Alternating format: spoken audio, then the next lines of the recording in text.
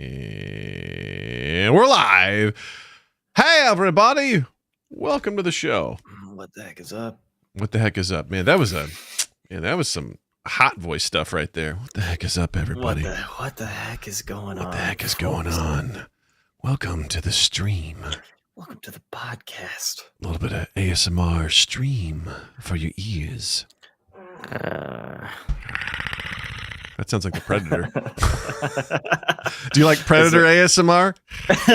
This would be like Perry the Platypus. It's like Predator, and then all of a sudden you hear, "Oh my God!" Some Predator guts and spines people for their good deeds. Pretty cool movie. God, I love this ongoing just screenshots and shit of Elon Musk in our Discord. Just the nonstop flow. Let's see what's he saying. No one wants the job who can actually keep Twitter alive. There is no successor. LOL. I and only I alone can fix it. Where have I heard that before? Also, Twitter was working just fine 45 days ago. Yeah. That guy is a never-ending just mess.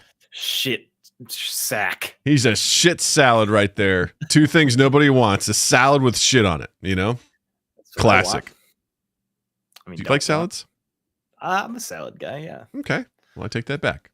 Someone does like a salad. I don't want a shit salad. No. I can never do salads, man. Like I can't do the lettuce. It's the one thing I've tried multiple times to just. You like spinach? I do spinach now, but I chop it up into like small bits and then I incorporate it into other things so that it's there. But the texture of it, I just can't do. It just gives me. I got a nice little. It's like a spring salad with strawberries. It's just like the spinach, strawberries, feta cheese, and white wine vinegar, and that's it. That sounds really nice. Just without the lettuce, you know, it'd be great. All those things sound great. Just instead, give me like a toasted baguette. Yeah, strawberry jam. Yeah, and some cheese on it. And yeah, I'm good. There we go. I love it. Everything about that works for me. Just get rid of the guy. It's like the BLT. Great. Just get rid of the L. You know, and the T. Yeah, and then we just got B, and we're good. Give me a B. Just give me your B. Give me the B. All right. Remember, my mom used to make BLTs, and I'd smell the bacon. I'm like, "Ooh, can I have that?" She's like, "Yeah, but you got to have the B, the L, and the T." And I was like, "Oh man, I just want the B." She's like, "Nah, that's not how this works." I was like, all right, that's probably fair. Not a tomato guy. Yeah, I mean, obviously, like tomato sauce, you know. I did. Well, things like that. But maybe this is a story for a different podcast. But I did do an Iron Chef one time, and I almost didn't finish. Well, I didn't finish, but my follow up was to do a BLT, and I fucked it up. How so? I used the knife that they gave me was dull. Oh, and so I went in on this tomato, and I just like. I thought you were gonna say I went in on this tomato and like, you know, the knife was dull, so I accidentally cut myself, and then it got the B turned into blood. You know, I just destroyed this tomato, and then the dude that was like overseeing me, because it was for a job interview, right? Came and was like, "All right, we're done." Like I was cooking the bacon, I was toasting the bread, I got the lettuce all chopped up with the tomato. The tomato. They like my sauce though. I made pasta too. I was supposed to make 3 dishes in 3 hours or 2.5 hours or something like that. And I was gonna do a pasta dish, and that's as far as I got. So I started on the pasta, and then I have no fucking idea what I was gonna do because I didn't know this is what they were gonna have me do. So I made this sauce and I cooked the pasta, and they were like, "This is not bad." And I'm like, "All right, we're coming from some real chefs. That's kind of that's nice. I like that." But I didn't. They were like, "No, dude, if we're hiring you, we have to like reteach you everything about cooking." Yeah. Like, all right. No, like we can't do that right now, bro. Like we can't teach you everything. But you're like, "Oh yeah, you didn't even get to try my grilled cheese, motherfucker." I'm like, yeah, I remember I had a class in high school where it was like a cooking stuff. It was like a restaurant sort of. But that's a lot different than an actual professional kitchen. Yeah. But I had to learn how to navigate and also cook 3 dishes unprepared in that amount of time. Hey man, that's a really cool experience. But I saw it through to the end. I was like, as soon as he said that's what I was gonna do, I did kind of consider walking out, but yeah, I didn't. You're like, it might be a waste of your time, but it is valuable to me. Yeah. Well, that's a cool experience, and that's pretty brave of you to give that a try. Brave gets thrown around a lot, but in this case, I think it's warranted. That was very brave. It was brave. So, way to be brave. All right, let's get this show on the road. Let's hit record. And a 3, 2, 1. Hey, everybody. Welcome to Mind Gap Podcast. I'm Doug, and joining me this week is not Justin, because he's off doing heroic things. In his place, I have the one, the only, the mighty Noah Reno. Welcome back, my friend. What is up? Hey. Wow, he's here. So glad to have you back, man. Thanks for joining. I'm always happy to be in as an honorary co-host. Yeah, I love it. Get a little badge next time. Well, I gotta say, whenever you're here, the content flows. The next time I come back, it's what is it? I get a free T-shirt or something like that. It says Fiverr or whatever. I don't know. Yeah. Five Guys or something. I'll give you a Five Guys T-shirt. That's pretty cool. Oil only. Yeah. Right. Yeah, man, it's great to have you back. We got some cool stuff to talk about. Before that, holidays quickly approaching, man. Coming up. Are you ready for them? I am ready for the holidays. It's been weird being in Nashville. It's the first Christmas in Nashville. We are going home, but there's been no snow, and I don't ever leave the house, so I haven't even gotten like the retail side of Christmas. I've had to force myself to listen to Christmas music to kind of get into some kind of. Boy, that sounds like torture. Yeah, so I'm excited, but I'm not exactly in the mood. That makes sense. Are you a big Christmas guy? Is that like I normally am. Okay. I usually am. But because for the past couple of years I've worked in I worked at the photography gig, so we always had things like kind of dressed up and we had music playing and stuff. And so that was definitely a good way to get into the mood. And people started coming in like October and Santa hats and stuff. Be like, yeah, we're ready to do our Christmas photos. We got to get our Christmas cards out. So I was always like really into it. Mm-hmm. It's just this year is the first time I've been kind of self-employed and just haven't really got to experience much of the festive holly vibes. Sure, and then plus being down in Nashville, not always the snowy. Like there's a lot of elements. Yeah, it was 72 weeks ago, and it's kind of been hovering in the 40s since. Not bad at all, my friend. Yeah. I'm enjoying my time off already, which has been great, and we're keeping it real simple. Just me, Jill, and Natalie. I think my brother may come up and visit at some point, which will be pretty cool. Haven't seen him in a couple of years, so that'll be fun to see him. Outside of that, man, we're just keeping it chill. I think keeping it tight. I think Natalie's friends that live 2 doors down are going to come over. We're going to make Christmas cookies. They're going to decorate them and things like that. So I'm looking forward to doing that. Looking forward to cooking. I made peppermint ice cream the other night, which was fucking dope, man. Nice. Like it turned out too good. And each night I'm like, I'm going to take a couple spoonfuls of this. I was like, take it easy, man. I don't know. I have all this extra cream and I'm like, I don't want it to go to waste. So I was like, I guess I'll just use it to make ice cream. And boy, that's the tough thing about where we are in our lives right now. Cause we still go for Christmas. Mm-hmm. We're the people going for Christmas. We don't host anything. So I don't have any obligation to cook. Yeah. But we did just this year for the wedding. Part of our thing was have people gave us recipes as part of like our guest book. And we got a bunch of like Christmas cookies and holiday recipes and stuff like that, specifically for like family functions and stuff, because they want us to cook the food for them that we bring to them. Mm-hmm.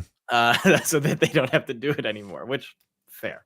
Yeah. But like, I'm like, yeah, we could make some of those things, but then we'd have to haul them across the country. And I have no desire to do that. Yeah. When I thought about going back to visit my parents, I was like, what can I bring back that will make it there? Cause I like to smoke something, pulled pork or whatever. And that can make it pretty far. Once it's done, you throw it in a cooler, you wrap it up, throw it in a cooler, and it can survive like 4 to 6 hours, like just hanging out and being totally cool. But it's also a big effort to do that overnight, and hopefully you time it right. And every time you do it, it's a little bit different. So, besides, I enjoy doing like, now my big thing is like smoking cheddar cheese. That's the fucking best, man. Love that shit. And making some pies and whatever. But yeah, I absolutely love doing that stuff. I'm always happy to host. It's just like, my family typically doesn't come, and then with Jill's family, we kind of rotate holidays for different folks to see like who wants to do what when. So, I'm always happy to host because I'm always like, I'll fucking cook for you. I'll cook. I'll make you all sorts of shit. Because I just spend all day cooking, and I absolutely love doing it. It's one of my favorite things to do is when people come by, I was like, let me cook for you, or we'll go get some food. Either way, I'll treat you. So if anyone ever wants to come hang out with me at my place, come on by. I got a guest room, and I'll cook for you. So you're welcome in advance. So before we get started, real quick housekeeping. If you don't, or if you haven't already, and you're here, hit that like button. If you feel so compelled, hit the subscribe button. It's free, costs you nothing, and it helps us out a lot. We are doing really well. We're up to 260 subscribers. Like when I look back at how far we've come in 1 year, gang, like we've done really, really well. And all of it, I thank you. I thank you for being along for the ride and participating and showing up and listening to stuff, commenting on stuff, liking stuff, subscribing. All that means a lot. So thank you very, very much for helping us grow. We're on a road to monetization. We're getting there. We're about 25% of the way there. So super exciting. Thank you. And then also, if you want to throw money our way, check us out at patreon.com/mindgappodcast. Shout out to Clarissa for signing up for the Patreon. Thank you so much. Very much appreciated. We love you for supporting us. And then also you can check out our merch at redbubble.com. Just type in Mind Gap Podcast. You can pick yourself up something nice for the holidays. Pick yourself up something really good. If you'd like to join our Discord and get to know myself, Noah, and some of the other folks that exist there, link is in the description down below. Always welcome to join us. And then, of course, youtube.com/mindgappodcast. We live stream our podcasts on Tuesdays at 7 p.m. Central. I typically host a video game stream on Fridays or Saturdays. Right now, it's mostly Fridays because Saturdays are D&D night, which is super exciting. So come hang out with me for that stuff. Last stream was Dinkum, which is a lot of fun. I played as a character named Andy America, and Seth was playing along with me. He was playing as Irv Stevewin. He was my Australian buddy, as the game of Dinkum is essentially, it's basically an Animal Crossing skin, but in Australia, and you can jump. So there are differences. But it was a lot of fun. We had a good time. I just played with my shirt off and had a hat on, and I just played as some redneck, and it was really fun. So be on the lookout for some shorts and clips coming soon because I pieced together some real fun stuff I edited today. So shorts are coming. Get ready for that. So anywho, that's all for housekeeping. Let's turn our attention to the juicy bits. As I like to call them. Welcome to the juicy bits. I like what you did there. Grab the little juicy bits. Yum. Yum. Get those juicy bits. Once again, we turn our attention to Fortnite, everyone's favorite game. Two stories regarding Fortnite at the moment. For one, the first one is parents who say their kids won't eat or shower because they're addicted to Fortnite. They slam Epic Games with a lawsuit. This comes from Business Insider. And kind of the gist of this was parents are arguing that their children experience symptoms of addiction to Fortnite. The Canadian Supreme Court authorized the class action lawsuit. And then Epic Games says they plan to fight this in court, and they believe the evidence will show that this case is meritless. Yeah. Noah, you seem like you got some thoughts. Let's hear them. I think it is meritless. Listen, I don't think it's so much a Fortnite is an addicting game. It is addicting. People love this game. There is a reason why people like it. One, I don't think they set out to make the most addicting game of all time. Whether or not they know it is addicting now and they're like doing anything to combat it, sure, I don't know. But like I think it's more of a mental health thing. It's like what does your child feel that they need to be addicted to something? Like, is there a reason why they are addicted to this rather than something else? Or is it because you is it as you as a parent are failing? Is it because of something else going on? Maybe it is just the video game is too much fun. I mean, who knows? I think that it goes beyond just like this company made a fun video game and it just happened to be the biggest thing in the world. So let's hit them with lawsuits. I think it's a fair assessment of it. I'm trying to think about if Fortnite had come out when I was a kid, I would have absolutely eaten that up. I remember playing a lot of Counter-Strike, Half-Life, played a little bit of Quake at one point in time. I loved the idea of online multiplayer stuff, so I know for sure I would have been into it. Yeah, I mean, I did. I played hundreds of hours of Halo. Like I sometimes didn't shower because I was playing Halo. I sometimes didn't eat. Like sometimes I stayed up till 7 o'clock in the morning when I was up playing through like 7 o'clock at night. That's kids like video games. They're fun. Listen, I logged an embarrassingly large amount of hours on World of Warcraft at one point, just after college when I first moved to Chicago. Especially when I was going to school, but I didn't have a job. I earned a flying mount in the game, and you had to grind your ass off to get that. And whenever I've gone back and played World of Warcraft, I see the mount and I just go,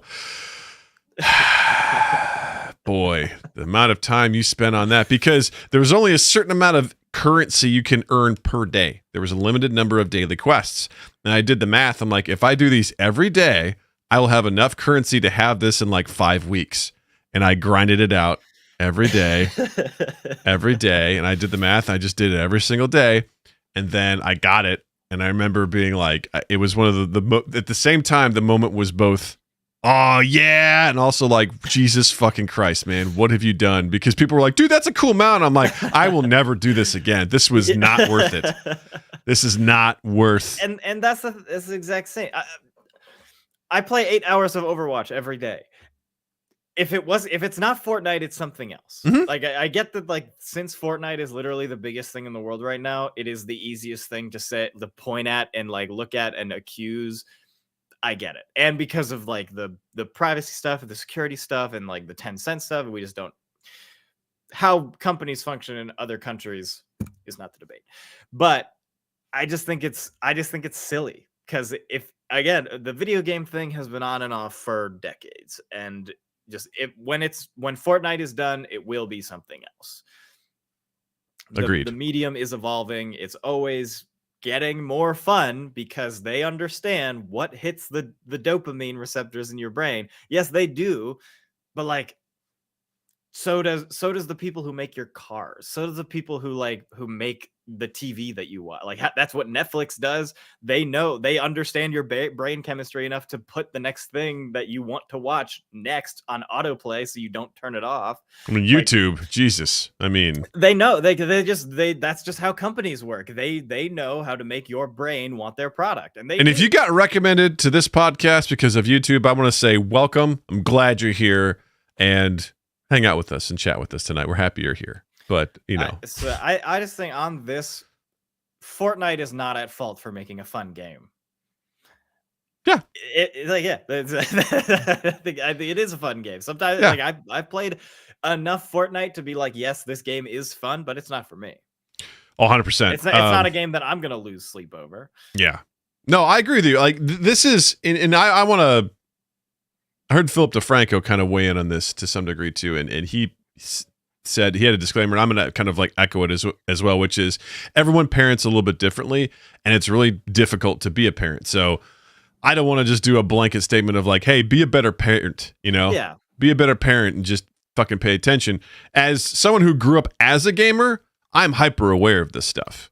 I'm hyper aware of, like, Natalie the other day got some game on the iPad. It's basically like Galaga, but for, updated, and it's got a whole bunch of like typical app stuff where there's daily things you can earn currency to unlock different things, and you can pay whatever. And she was just going to town on it for like 2 days.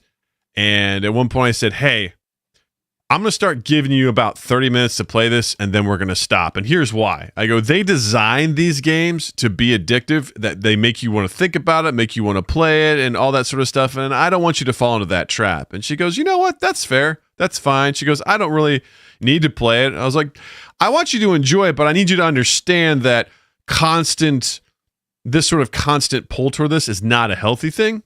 So I want you to be aware of that. So for me, as someone who grew up playing a buttload of original Nintendo, a buttload of Super Nintendo, a lot of PlayStation 2, a lot of computer games, like, I understand the pull.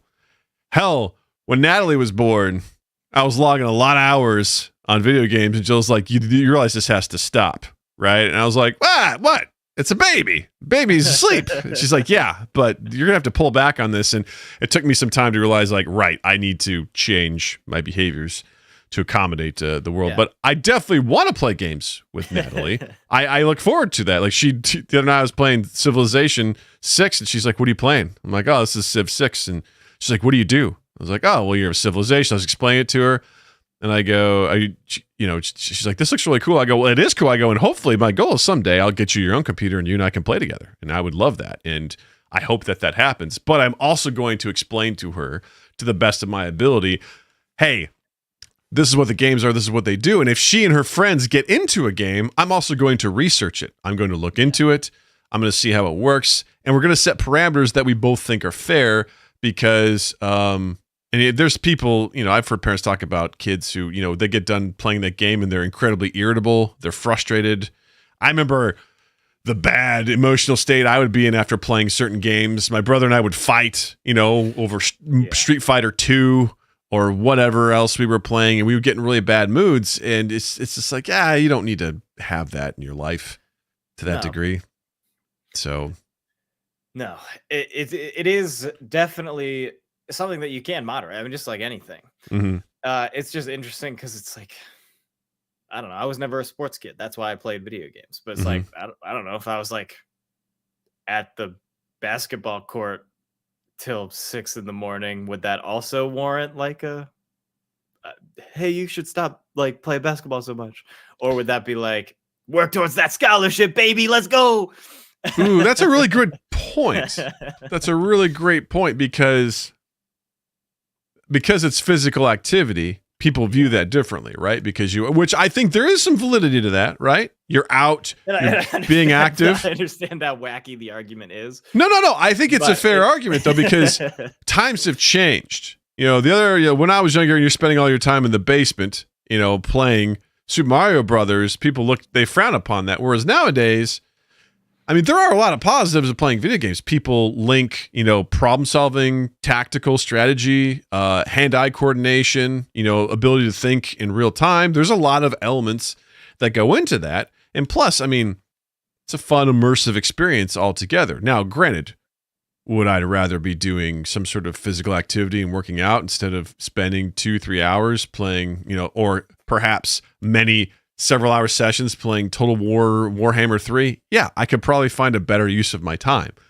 But I think it's with everything is moderation, right? Yeah. And I do believe there is a responsibility as a parent to monitor the stuff. Just like I see parents that will grab an iPad, throw it in front of their kid, and the kid just throws on YouTube and just goes to town. And I'm like, whoa. Even YouTube Kids. I had that for Natalie for a little bit, and then we got rid of that shit because I'm like, this is getting into some weird places. She doesn't need that.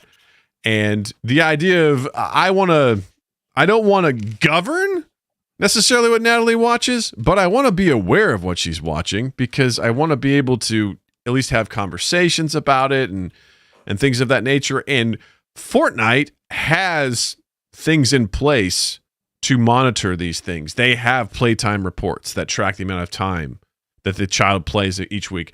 They require parental permission before purchases are made. They have those things. I know Nintendo does the same thing. They have an app that gives you like your weekly update of how much time has been spent on the Switch. Like there are things in place that allow this to happen. And I'm in your boat where I don't think Fortnite was doing this intentionally. They're building in mechanics that all games build in.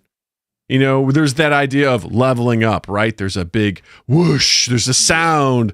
There's things. They have the shiny cosmetics that you can earn through the battle pass or for the season that you have to grind out through missions. And, there's emotes and stuff, all these different things you can unlock. Fortnite's not different than any other game. I would argue the same thing about World of Warcraft, or you mentioned Halo or Call of Duty. All of these games share that same thing. So maybe this is a poor argument, but if you're going to go after Fortnite, I think you should also go after these other games. Now, Fortnite, I think, appeals more to children just on its design, yes. And things of that nature. I mean, my one of Jill's nephews, God, he was playing that game when he was like 7-8 years old. And that was 7 years ago. You know, I remember him just on a phone, just playing with his friends. You know, it's even now her even younger cousins who are like 7 are doing the same thing. They're on there playing it like crazy. And I'm like, that is, so there's a bit of a concern there, but I don't fault Epic for doing anything different than any other game that's out there. Yeah, I don't think it was in any way like the market, like the way that the game was created. I don't think it was in any way meant to be predatory. Not like the vape industry, where it's like, yeah, hey, right, kids, do you want to smoke? They're like, hey, this is a video game. We're gonna make it fun, and it is kid friendly. Like it is a game that children can play, not only in ease of mechanics, like a barrier to entry, but it's also like cute and fun to look at. sure. I just think that's the style of the game. I mean, it was before it was Fortnite. It was like this other game. It's been like this game has existed for quite a long time, and so I think they were just like, let's capitalize on this battle royale thing, and it took off. And so like the game existed in its current, like in a state way before it popped off the way it did. Agreed. So again, the idea that like this game was marketed and created to be this addicting crazy thing is just nothing. Yeah, I don't know. I think it's good to challenge these things, at least maybe as an industry, to take a look at how we're getting people addicted to things. You know, this is obviously a fantasy thing I'm about to bring up, but in the movie Ready Player One, you know, there's a part where the evil corporate bad guy is talking about if they get control of this virtual universe, that they can populate ads on up to 80% of the viewing screen without inducing seizures. Like, that's one line that he says. He's like, imagine all the ad space we can sell on this sort of stuff. Companies are obviously out there to, you know, earn a profit on these sorts of things. So, I mean, when I open up Fortnite, I've only played this game like a handful of times. I open it up and I'm like, what the fuck am I? It's just like a bunch of screens. I'm like, there's not even like a straight menu. I'm like, how the hell do I get from point A to point B? This is insane. It is a cavalcade of information and screens and just like bright features and whatever. I'm like, oh my God. Like it does kind of feel that way. So maybe that's a larger issue that we could look at as a whole for the industry. Yeah. And I think that is where the line kind of is for me. Cause I think a game being fun to the point where somebody is addicted to it is a lot different than taking advantage of those users for profit.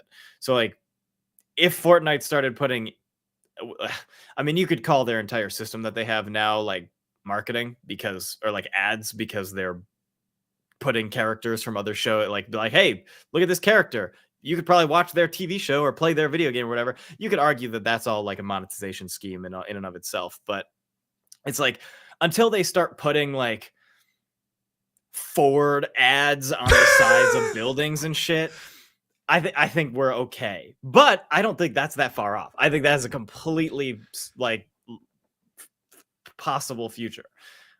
Well, considering, you know, the live concerts that have taken place in Fortnite and things of that nature, I mean, there is a commercial aspect that exists in there that 100%. You know, could be exploited. I don't think Ford is the right demographic, you know, for this, but your point is still the same, right? Where Hyundai. I'm sorry. Yeah, you're right. It's more of a Kia kind of group.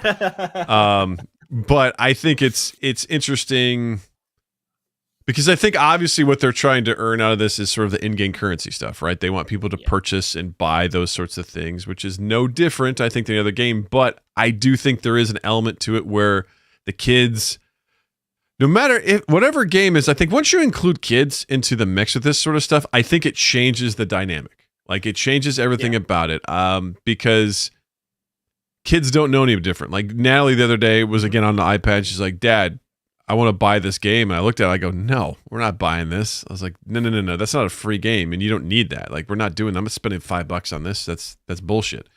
And it's similar to, you know, how easy is it for kids to buy things?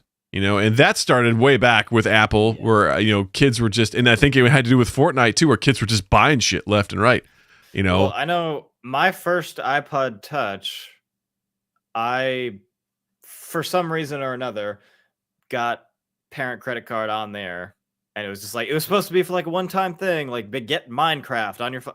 I mean, it probably wasn't that, but something.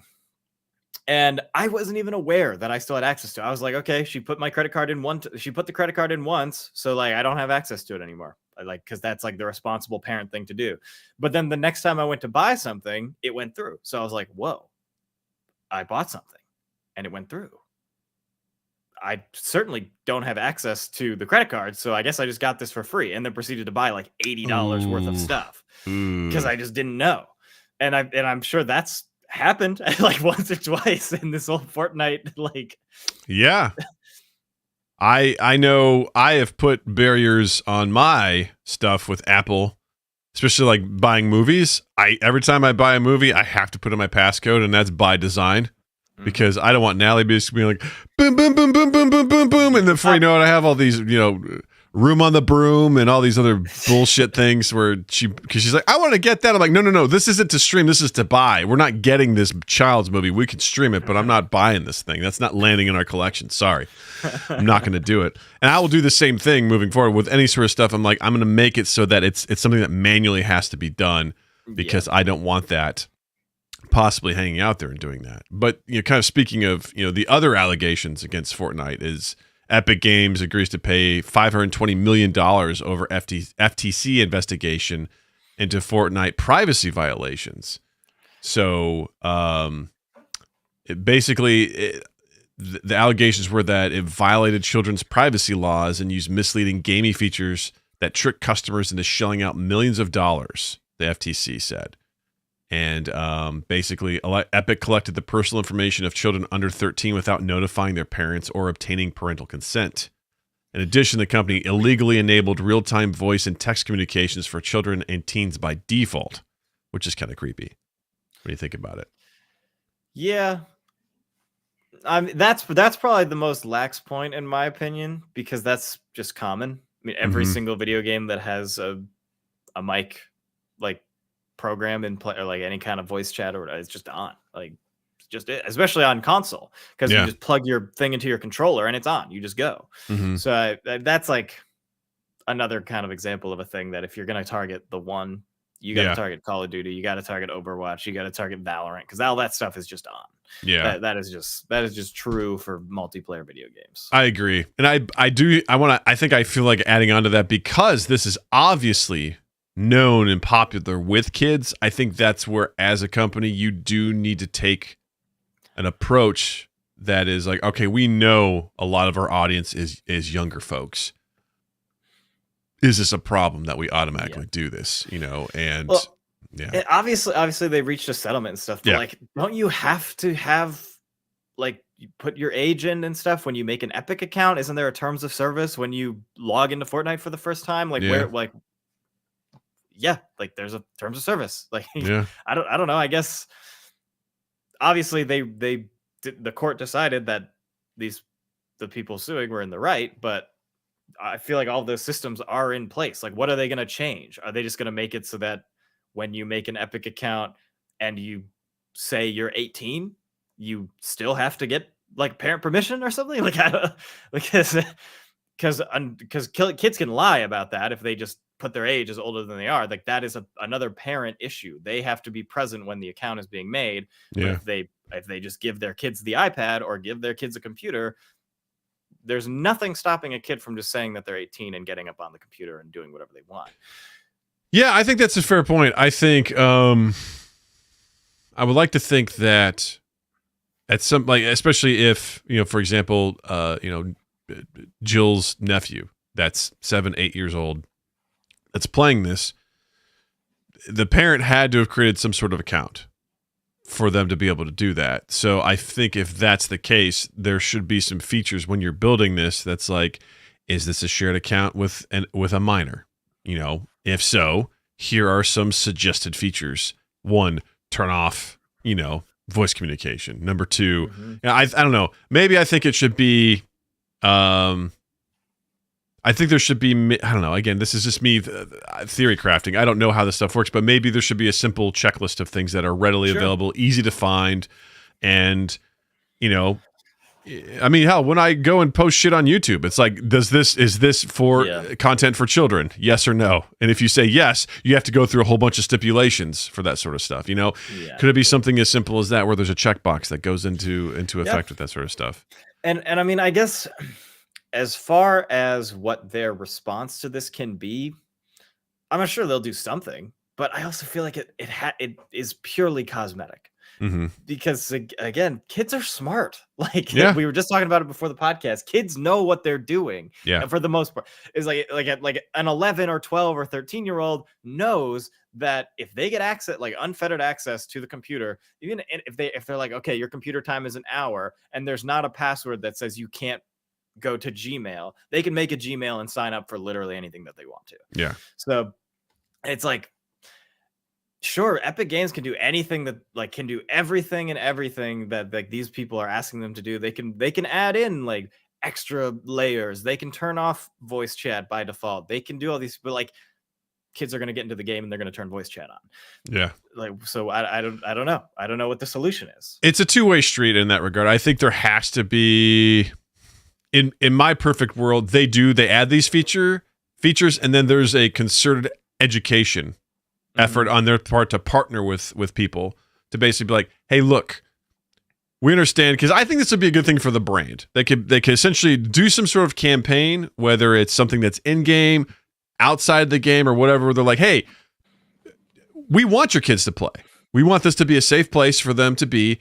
Here's what we recommend. They have a whole section of their website dedicated to it. They have videos. They have all sorts of things. They're like, these are the things we suggest. If you are starting up the account and your child plays, here's what we recommend. 1, turn off voice communications. This will turn off, all these sorts of things. Set up things so they can't make automatic in-game purchases. Like, provide that conversation, that dialogue, so that you don't have parents that are like, I didn't know it was going to be like this, because then that's the other side of the street. Is, as a parent, you have to seek this stuff out. You have to understand this stuff. And if there's something that's built into it, I think that shows ownership from Epic to be like, listen, we want everyone to enjoy the shit out of this game. Because they even say, they're quoted in this ABC News article about them. It says, no developer creates a game with the intention of ending up here.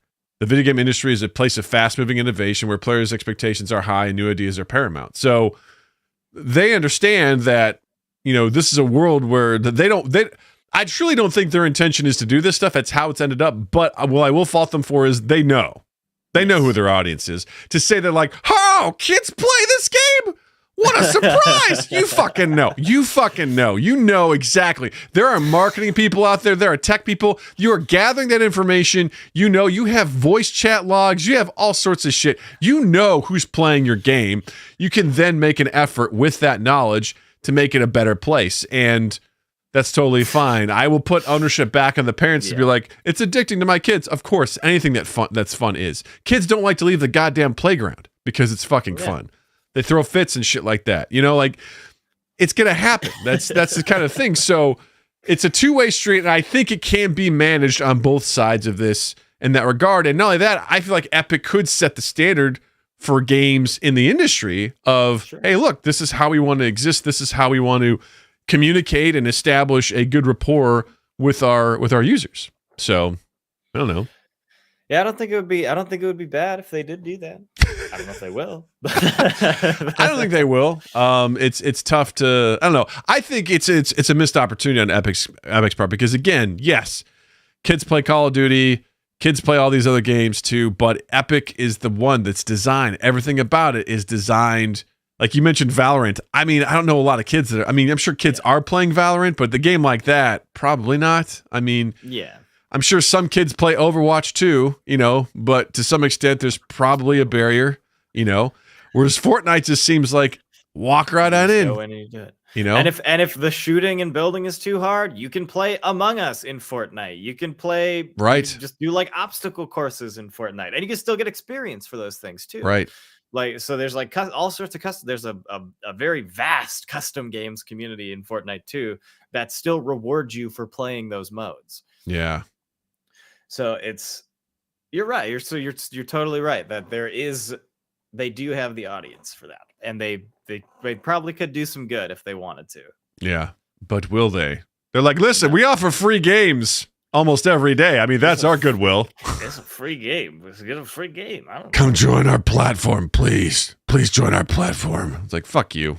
I like Steam. True. Yeah, I do have quite the epic library, but yeah, I get them every now and again. Seth says, I saw a thing where Valorant reported the highest level 8% of online bullying for 10 to 14-year-olds. Wow. Well, I mean, first of all, Valorant is just the design. If you've never played Valorant, it's similar to Counter-Strike. If you haven't played that, it's essentially you have two teams. I think it's a five or six. 5v5. 5v5. And you go through rounds. And if you die in the round, you're out for the rest of the round. And then the next round, you come back in, you buy weapons, you enhance different things and stuff like that. So it's kind of intense. It's an intensity I enjoyed when I was younger and in college. I enjoyed Counter-Strike immensely. But I got to the point when I got older where I can't, it's a lot of pressure for me, because if you run in, you die, you're like, great.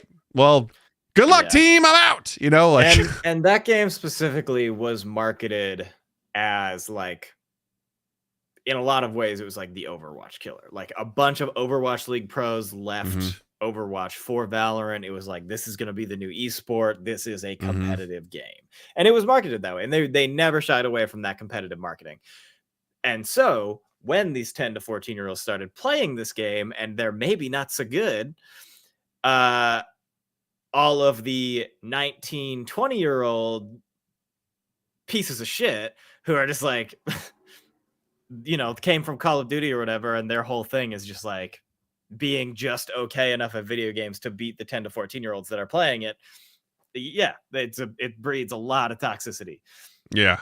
The last I've game. seen plenty of clips from Valorant I've seen more clips from Valorant of people being toxic than any other game. And I know a good handful of like women and non-binary people who play that game, and I don't know why they still play it. I don't know how you could log into that game every day and just get berated like that. They get so I've seen plenty of TikToks of people just being such sweet assholes to each other. Sweet is not the right adjective to go with that, but sweet assholes, you know, holding them, embracing them in their hearts and being assholes.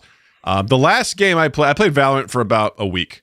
And the last game I played, because I think you play, it's like the first one to 14 or 15 round wins. I forget what, you know, how it plans out, but we basically got goose egged. We didn't win a single round. We got absolutely just destroyed. And the people I was playing with got toxic on our side, and I was just like taking the butt whooping. And at the end of it, the people on the other team go, "Are you real people or are you bots?" It was just such a disparaging remark. Like, I mean, seemed like you weren't even real people. And I was laughing it off, and I go, "Oh no, you totally ruined real people." And my friend was like, "Don't talk to them," because my friend just got so just tilted. It was enraged, and I'm like, I don't know, man. I remember I was trying out a new character, and they're like, "You're not playing them right." I'm like, they're like, "Let me play if you're not." I'm like, I gotta learn at some point, right? Like, I gotta try. That's the whole thing. I'm not playing competitive, man. I'm playing regular, and I can't handle that shit. Like, it's why awful. I have turned off like all my voice and text chat and stuff in Overwatch, because I have like a little bit of dirty fun when I can like shit talk somebody, or like they shit talk me first and then we win, and it's like there is something to it. But man, it is just a lot more fun to not have any of that and just like play with your friends. And if you're playing with your friends, then you can shit talk to whoever you want, because they're not going to hear you. Like, you can say whatever shit you want to. And that's just a much better experience. And I get tilted a lot less. Yes. Because I'm not having to deal with that. I can just like shake it off, go next, because I don't have somebody that got the last word on me after I performed poorly or whatever. Yeah, man, I don't know what it is. Just everyone nowadays in these games, like, that's the reason why I never play competitive, because I don't need additional pressure on top of that, where people are trying to raise their imaginary rank to have some sort of social status, you know, in this game. Make the number go up, brain get happy. I've seen clips of people that just losing their shit over like these competitive matches, and I'm good. I don't need that. I'm fine. happy just to do quick play. I'm a quick play guy. I'll quick play all day, every day, because at the end of the day, I just want to have fun. I'm never going to be able to dedicate enough time to be good at this sort of stuff, and I'm okay with that. I'm at peace with that. There's times where I have this unrealistic goal of like, I'm going to be good at Overwatch. I'm going to get decent at it.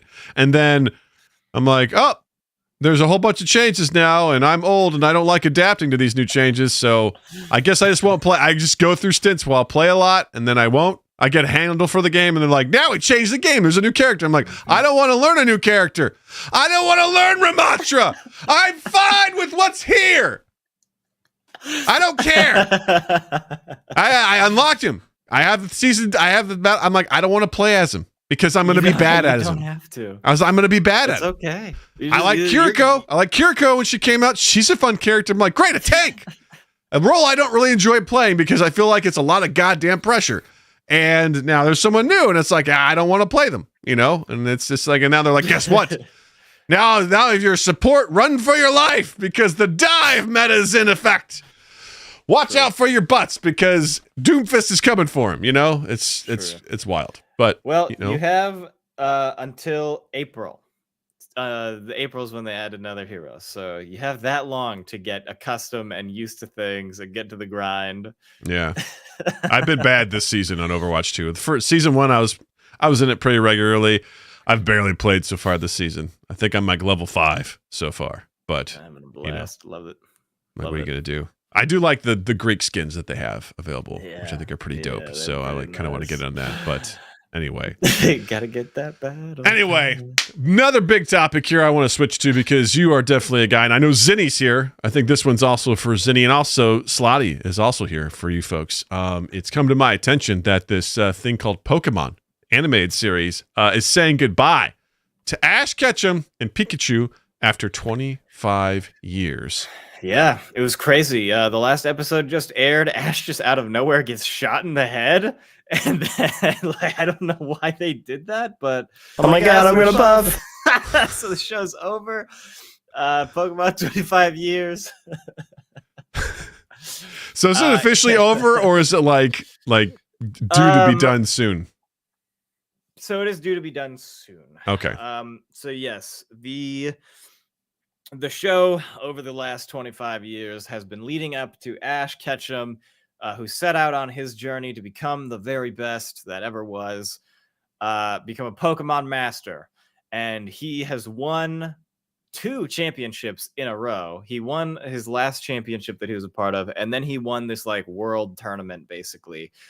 And that's where they said, okay, he did it. He did the thing. He's the greatest trainer in the world. Like, by the numbers, this guy has beaten everybody else. So Ash's journey is over, but of course the Pokemon franchise cannot go on without at least 30 projects going on at the same time. So the anime will continue after an 11-part miniseries about Ash's send-off, which will air sometime in 2023. Gotcha. From what I see in this article from CBS News, it says the series Pokemon Ultimate Journey is a series focusing on Ash and Pikachu's journey will air in Japan on January 13th, 2023. So that'll be happening pretty soon. So so is Pikachu the only Pikachu that exists in the Pokemon universe? Okay, no. There are many Pikachu. There are many of all Pokemon, with the exception of a couple. Gotcha. Seth put in there after losing for 23 years straight. Yes, so that's true. He's kind of got his ass beat quite a bit. How old is Ash? 10. This math doesn't add up. He's been 10. He left for his journey when he was 10, and he's finishing his journey 25 years later when he was 10.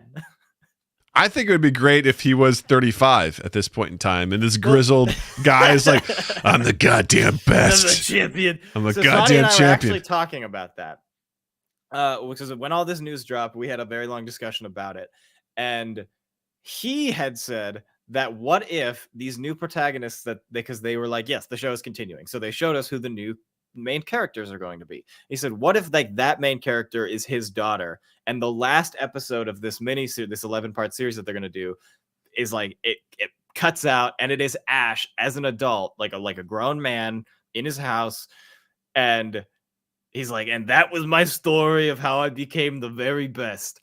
And then his kid is like, that's how I met your mother. And all that happened when you were 10. And he's like, I don't know.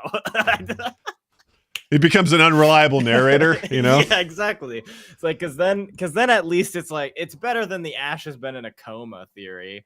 It's basically a Jacob's Ladder scenario, Yeah, he's just been in the hospital for like years.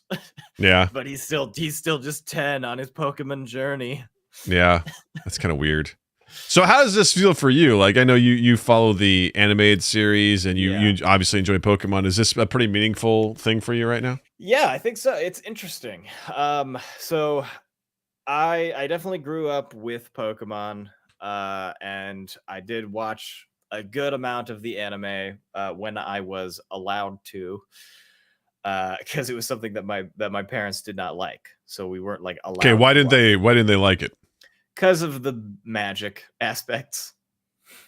It was one of those. It was a Harry Potter. Like, it's just like one of those things. Expand on that for me, if you don't mind. So it's like these creatures that have powers and abilities, not so dissimilar to witchcraft. And that is bad. That was bad. Interesting. Because witchcraft is bad. Witchcraft can be bad. I never would have lumped Pokemon into that as far as. So Pokemon was in there with Harry Potter. I kind of get Harry Potter to some degree, not really, but Pokemon, I'm like, these are just creatures that are enslaved to do, dog fights, Yeah, and it wasn't even that. I wasn't even the dogfighting thing. That's the thing too. It's like, oh, it doesn't matter. These creatures are, forced to fight each other in battle. It's just like they have magical powers, But there were definitely times that we were able to like get away with it, and we had the cards, and we were sometimes able to play the games. Mm-hmm. As soon as I got any sort of like autonomy as a human, I was like, nah, I like this. I'm gonna like be into this. So definitely, I think it was like probably 6th grade was when one of the new games came out, and I had like been out of it since I was really kind of little, and then I got back into it, and I've been on that ever since. But I've watched a lot of the anime. I played a lot of the games. I've dabbled in the card game. I've dabbled in some of like their other side projects and stuff. And of course, I have a bunch of the little guys. I got my little desk friend right here. This is a rock ruff. That's my favorite. It's just a little dog that's made out of rocks. Nice. And I think that's pretty neat. And from the newest game is the Weed Cat, which is also a good friend. We'll leave that there for now. Nice. So and I mean, it holds a lot of like sentimental value too. My first date with my now wife was we went to get Pizza Hut, and then we went back to her place and watched the Pokemon movie, the first Pokemon movie. And since we have watched a bunch of the anime together, and we're like keeping up with the current anime, and we've played a bunch of the games together, and we've like helped each other trade and like get stuff and do all that. We've of course been to a bunch of the like places where you can get plushes and like all of that kind of stuff. So definitely it's a big nostalgia thing. It's a big sentimental thing. And I mean, I dressed up as this character for like Halloween and shit. It was like, it's been an icon for childhood through adulthood now. And now there's new characters, which I think is good. I think it's a very good, cool thing if they do it right, if they make these characters interesting, if it's not just like rehashing the same old stories. But I think it also acts as a really good jumping on point for a lot of the new people that were like, there's 700, 900 episodes of this fucking anime. It's like, okay, the Ash Ketchum story is over. Get it on the ground floor with these new kids. So what if you were in control of this series, how would you approach this so it's not the same old thing? What would you do to make this? I would have Ash Ketchum be the father of like this new protagonist, and there would certainly be elements from the old show because you want to appeal to the older audience that's going to be showing it to their kids, and you also want to appeal to the kids.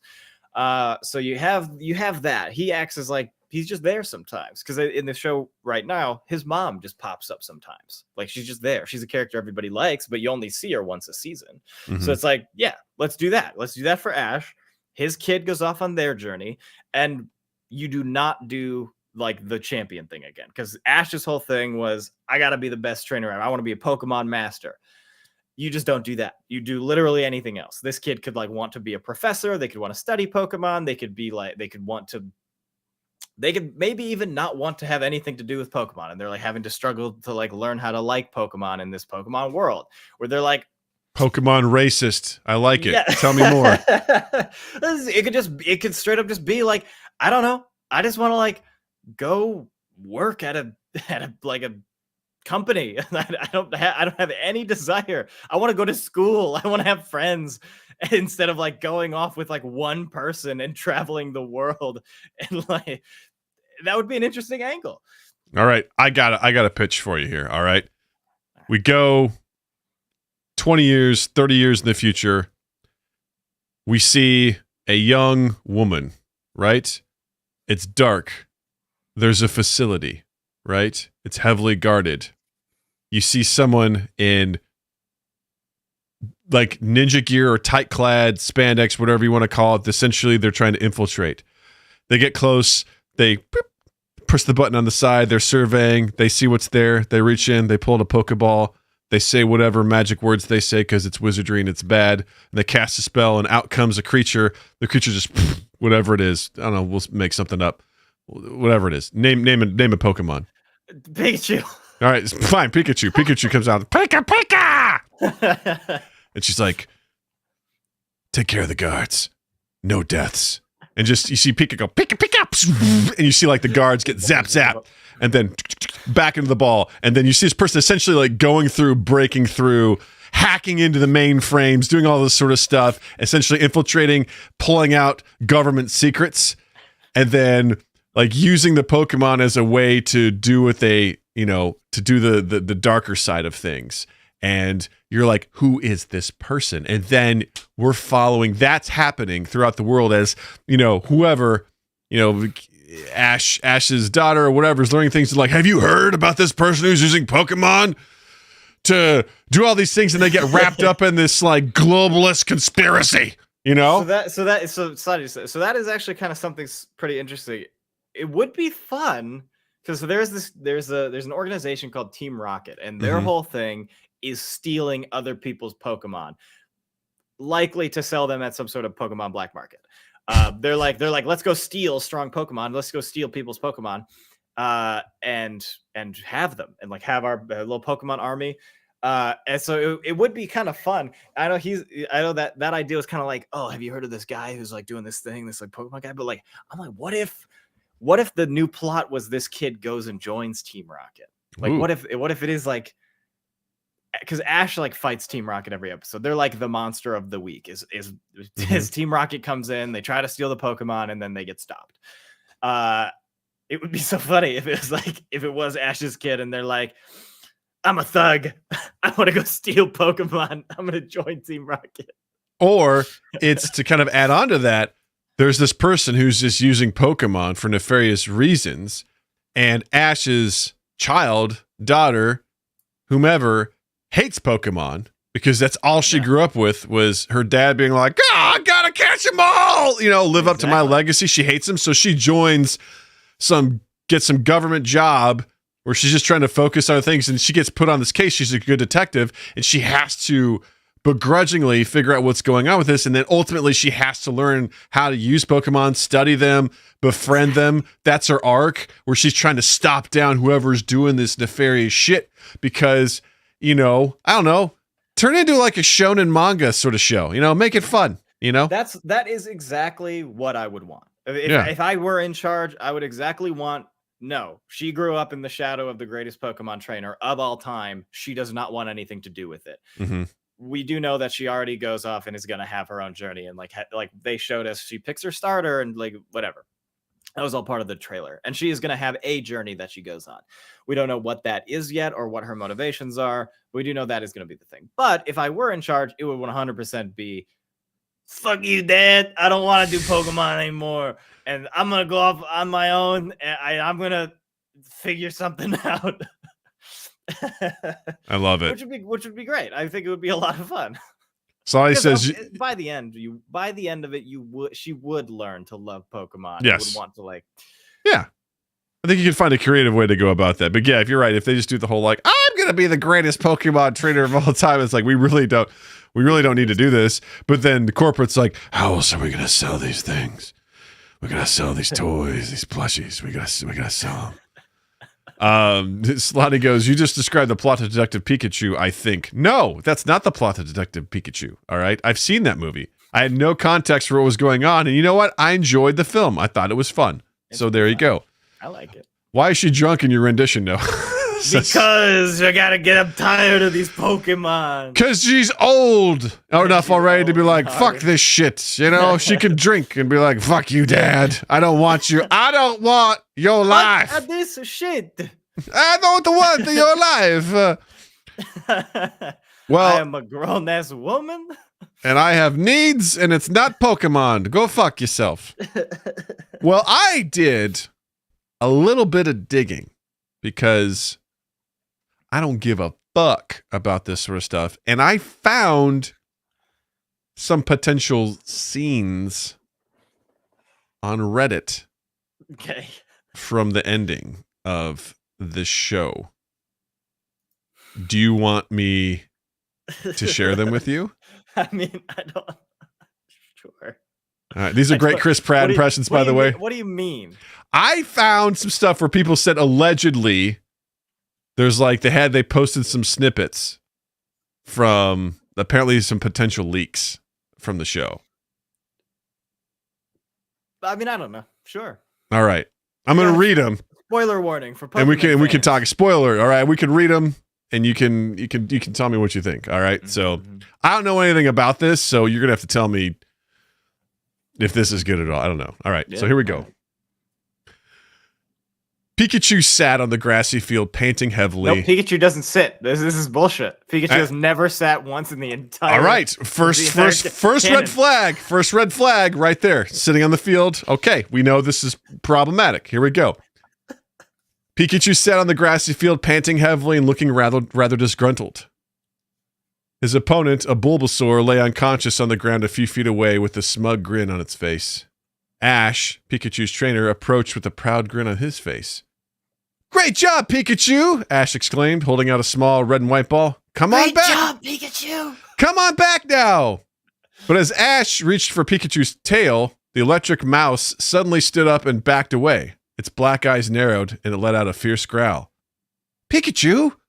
What's wrong? Ash asked, his smile fading. I don't want to do this anymore, Pikachu said, its voice surprisingly clear and concise. I hate fighting other Pokemon. It hurts them, and it hurts me. Plus, I'm just really tired of losing to Bulbasaur all the time. Can't we just go home and eat some pizza or something? Ash stared at Pikachu in shock. Sure, Pikachu, we can do that, but what about all of our other battles and adventures? Pikachu shrugged. I don't know, man. Maybe we can just retire and open up a pizza shop or something. Or better yet, a Poke Pizza hybrid restaurant. That could be pretty cool, right? Ash chuckled and shook his head. Okay, Pikachu, let's go home and think about our options. But no more battling for now. Got it? Pikachu nodded eagerly. Deal. Now let's get some pizza before I change my mind. And with that, the two friends turned and headed back home, leaving the defeated Bulbasaur in their wake. I mean, Pikachu has canonically spoken, so I buy this, yes. Okay. I mean, he says Pikachu, I know that. Does he say anything else? Yeah. There are a couple of Pokemon that can speak English, and one time in an alternate universe, Ash's Pikachu has spoken English. What did he say? Please say it was like shit, fuck, I love cocksucker. You, Ash, like that. I love you, Ash. I love you. I love you, Ash.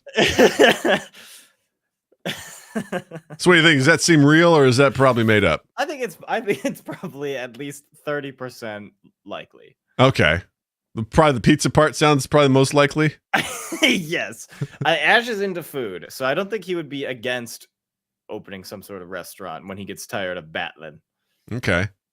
I love that first thing. Like, first of all, Pikachu doesn't sit. That's bullshit. I'm calling it out now. That's false. So, all right. Here's the other one. Other one. I don't know. You let me know. I think you kind of hinted at this before, so I'll be interested to get your thoughts on this. So, Ash Ketchum woke up with a start, panting and covered in sweat. He couldn't shake the feeling that something was off, that something was wrong. He looked around and saw he was in his bedroom, but it didn't feel like his bedroom. It felt too clean, too organized. And where was Pikachu? Ash sat up and swung his legs over the edge of the bed, trying to shake off the strange feeling.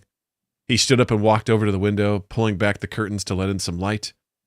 As he looked out at the world outside, he couldn't help but feel like something was terribly wrong. Suddenly, a voice called out to him from behind. Ash, are you awake yet? Ash turned around to see an old man standing in the doorway, a kind smile on his face. Who are you? Ash asked, his heart racing. The old man chuckled. It's me, Ash. Don't you recognize me? It's Professor Oak. Ash's eyes widened in shock as he looked at the old man in front of him. Professor Oak? But he had been a young man just a few hours ago. What was going on? Ash, I know this must be a shock to you, Professor Oak said, his voice gentle. But I'm afraid I have some news for you. The entire world of Pokemon, all of your adventures, they were just a dream. Ash's head spun as he tried to process this information. A dream? That couldn't be right. It all felt so real. But then, what am I doing here? Ash asked, his voice shaking. You're an 80-year-old man, Ash, Professor Oak said with a sad smile. You have been working at Disney World for the last 60 years, and unfortunately your time is running out. You don't have much longer to live. Ash's legs gave out beneath him as he collapsed to the floor, tears streaming down his face. It was all a dream. All of it. The adventures, the battles, the friends he had made. They had all been nothing more than a dream. As he sat there feeling lost and alone, Ash couldn't help but wonder what his life would have been like if he had never fallen asleep and entered the world of Pokemon. Would he have been happy? Would he have found a way to live out his dreams without the help of his beloved Pokemon? As tears continued to flow, Ash knew that he would never know the answers to these questions. All he could do now was cherish the memories of his time in the world of Pokemon and hope that, somehow, he could find a way to be at peace with the fact that it had all just been a dream. What do you think? Yeah, I think there's like a 30% chance that could be that could happen. The Disney World part.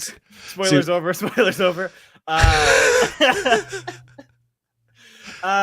Yeah, that has been kind of like the leading thing as to why Ash has been 10 all this time, but why time continues to pass in the show, because all of his adventures have still canonically happened.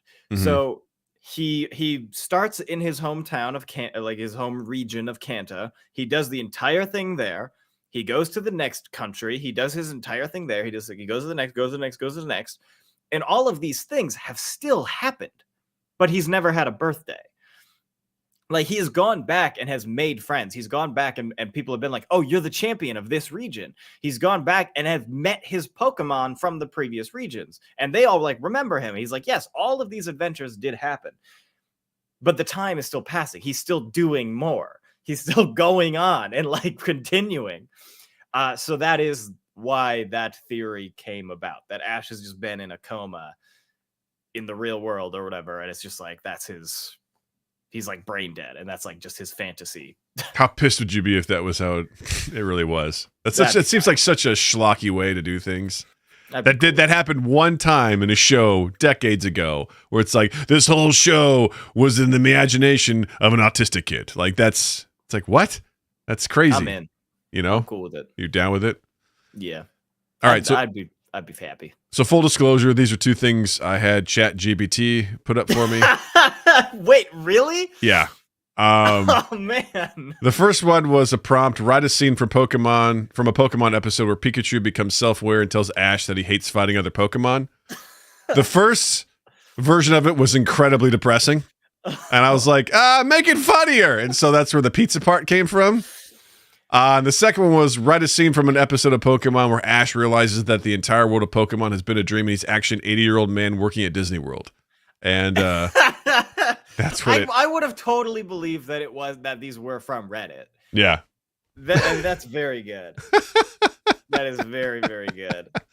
I thought it'd be fun to see what this would fart out for me. Again, you had to get the wording just right for some of this, because I also put in one. Imagine if Ash was just an 80-year-old man. I put dying from a sexually transmitted disease. It's like, yeah, we can't do that. Basically, I was like, I don't talk about shit like that. I was like, how fun would that be? Come up with something. And then I also said, it's hurtful to think that Pokemon is not real, was its response. It's like, it's hurtful to other people to say that it's imaginary. I was like, wait, but it is. Yeah. That's so funny. I love Slotty goes, oh yeah, quote unquote, make it funnier, adds pizza to ChatGPT, the right Teenage Mutant Ninja Turtles. I was interested when it started. Pikachu turns around, his dark circles around his eyes. I'm like, is this gonna be like a Sonic.exe thing? Well, is he gonna jump out of the Game Boy? I'll give you some pieces from the really sad version of this, where essentially it was the same for the first half. And Ash says, Pikachu, what's wrong? And Pikachu says, I don't want to do this anymore. Its voice surprisingly clear and concise. I hate fighting other Pokemon. It hurts them and it hurts me. I don't want to be a tool for your battles anymore. And then Ash was like, I've never heard Pokemon speak like this before. But Pikachu, we've been through so much together. We've been a team for so long. I can't just let you go. I'm sorry, Ash. Pikachu said, his eyes filling with tears, but I can't do this anymore. I need to be free to live my own life, not just follow your orders. I hope you can understand. And with that, Pikachu turned and ran off to the nearby woods, leaving Ash standing alone in the field, tears streaming down his face. I was like, fuck. I was like, make it funnier. It's like, hey, let's open up a pizza restaurant, you know? I was like, that's pretty dark. Shit. Jeez. No, it's pretty canonical that they like it. Yeah, I know. I always make bad jokes about that, and you're like, no. They do it because they want to, Doug, because that's the rule. Like someone was smart enough to be like, oh, no, they like doing this in this universe, you know? That's it. I think it just boils down to they choose if they get caught or not. Mm-hmm. They do have some sort of level of communication between all species of Pokemon can communicate with one another, and they do have feelings that they could convey with trainers. And so if they are saying no, the trainer gets that. And in the show, they've been like, oh, you don't want to battle right now? Okay, cool. We won't. Yeah. And that's it. Probably a smart world of rules to build into this. Otherwise, they can't talk, but they are definitely sentient and somewhat cognizant of everything that's happening. And that's it. That's all there is. I'm glad they built that in, because otherwise it's this is just illegal animal fighting at this point. Yeah. It's not good. It's not good. Yeah. Well, thanks for putting up with my shenanigans on that. I hope you enjoyed it. I love that. They have agency, says Slotty. They do. Good. That's what we want. Well, that was my secret segment for tonight. So with that, we're going to move on to recommendations. Noah, is there any movie, TV show, music, anything out there that you think folks should be checking out right now? If you haven't, it's been a long time coming. But I think you should all play Hades. The Game Awards just happened a couple weeks ago, and they announced Hades 2. So it's the perfect time to get into Hades and play 100 hours of Hades. It's an amazing game. It's a lot of fun. It's hard, but it's worth it. I've watched a lot of people play that streaming, and I've thoroughly just enjoyed sitting back and watching it. It just looks like a lot of fun. Great music, great voice acting, great art, great gameplay. That's really cool. And also, you're a streamer as well. Let people know what's going on with you in your streaming world. God, I don't know. Because you were on YouTube, you were on Twitch, you went to YouTube, yes. But now you're going to be going back to Twitch, correct? I am going to be returning back to Twitch, twitch.tv/@Noah Reno come the first of the year. I will be occasionally returning to YouTube when I'm doing like projects that I plan to post to YouTube for like art stuff and kind of keeping that on its own, keeping all of like my YouTube stuff, because I'm a filmmaker and I'm a graphic designer, I'm a motion graphics artist. I do all of these things and I like to make stuff. And I kind of want all of that to be in one place. But when I'm just dicking around playing video games, I want that to be its own thing. That makes sense. So I am returning to Twitch so that I can keep things kind of separate. Would you just switch to TV/Noah Reno? I play a lot of Sea of Thieves. I play a lot of Overwatch. Play a lot of roguelikes. It's a lot of fun. Nice. You said Roblox? Is that what you said? Roguelikes. Oh, okay. I was like, wait, you play Roblox? I was like, okie dokie. Oh, yeah. Don't follow at Noah Reno. Very cool. I would recommend, I just listened to the most recent Two Bears, One Cave podcast episode with Kumail Nanjiani, and it was a very enjoyable conversation. Now, you got to give Bert Kreischer, he just likes to talk about himself and interrupt, so it's really frustrating sometimes to listen to him, like, because I'm like, I want to hear what Kumail has to say about this, and Bert's like, that reminds me of a time that I did something. I'm like, just chill, dude. But it's a really great conversation talking about how Kumail, like, grew up, became a comic in Chicago, did stand-up, and then ultimately got into acting and stuff. It's a really cool episode. It's out now wherever you find your podcast. I really thoroughly enjoyed it, so I'd highly recommend you check that out. And speaking of checking out stuff, please, as a reminder, check us out at youtube.com/mindgappodcast. Like and subscribe there. Leave a comment. Let us know how you feel about the Epic Games stuff going on with Fortnite. If you think it's legit, if it's not, let us know what you think. Also, let us know how you feel about Pokemon. Ash and Pikachu going bye-bye. Are you sad? Do you care? It's up to you. You decide. Let us know. Check us out there. Also, don't forget to check us out anywhere you listen to your podcast on the audio side of things. You got your Apple Podcasts, you got your Good Pods, you got Spotify, all that stuff. You can find us there. Rate and review. Share us around. Let everybody know that you care about your boys at Mind Gap Podcast. And, Noah, thanks again for hanging out with me and shooting the shit. This was a blast, man. Yeah, absolutely. Thank you for having me again. Of course. Always a pleasure to have you back. With that being said, I'll say to Noah, thank you. Doug, thank you. Chat, thank you. Listeners, thank you. And you all have a dandy fucking week. That was really fun, man. That was a blast. It was so much fun. And thank you to Zinni and Slotty. I mean, this could have been an episode more geared to one or both of you, especially the Fortnite stuff with Zinni and the Pokemon stuff or for the other stuff. That was fun. That was a good time. And we didn't even get to the porn stuff either. Like, we didn't even get to the porn stuff. Didn't even get to the porn stuff. Heck, dude? What the hell, bros? I'm still trying to figure out what game I'm going to stream on Friday. I'll keep you all posted on that. I don't know yet. I'm assuming people are going to be with their families, so I'll probably just do something low key. Busy that day. I figured as much, so I'm probably going to be doing maybe something solo, if at all. I may not even do one. We'll kind of see what's going on. But play Warhammer Total War. That game does not run well on my computer, so maybe I'll just do something silly, something fun. I don't know. We'll see. It'll be a good old time. But you all take care. I hope you all have a wonderful holiday. Be safe. And we'll see you all next time on My Get Podcast. Later, gang.